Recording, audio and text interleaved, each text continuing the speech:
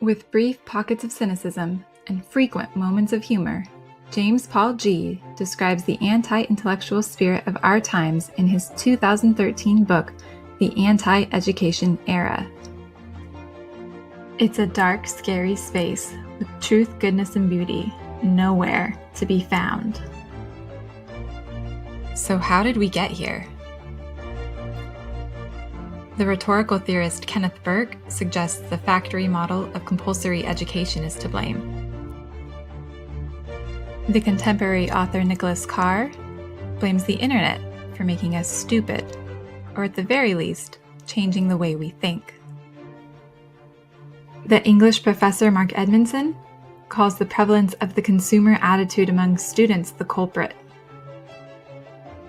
James Paul G. points his finger at everything from weak metaphors to faulty memories as he searches for narratives to contextualize the trauma of contemporary education.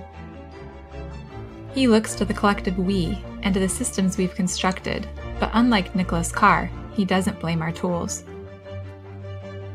Hidden beneath the surface of his message is the same sentiment that Jasper Jules echoes in The Art of Failure. If we want to change our contemporary cultural moment, then we must change our perspective. In light of that, I suspect our best course of action is to reorient our ship. Instead of seeing the current state of education as a problem to be solved, we might want to consider how this longing, this energy, might spur us on to create something beautiful. Perhaps our desire for change and our longing to be surrounded by visionaries is something to treasure. The American writer Rebecca Solnit intuits this exact thing. Rebecca Solnit writes, quote, "We treat desire as a problem to be solved, address what desire is for, and focus on that something and how to acquire it, rather than on the nature and the sensation of desire.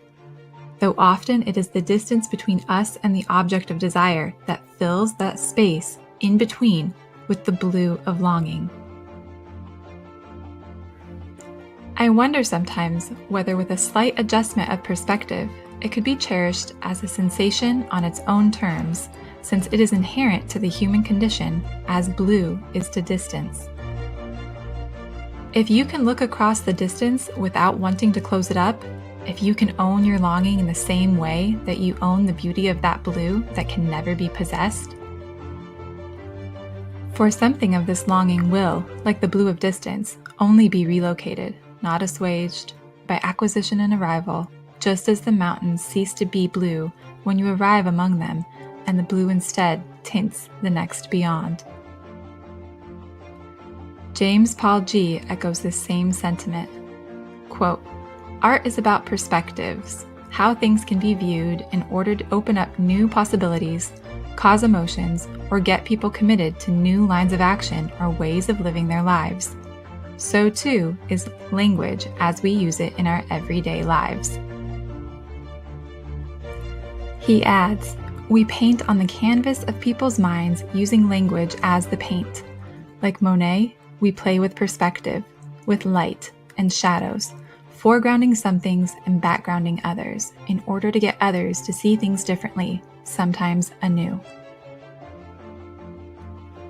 To educate, to lead out, is to embrace the blue of distance that so beautifully brings texture to our lives. Education is not a problem to be solved. It's a passion to be pursued.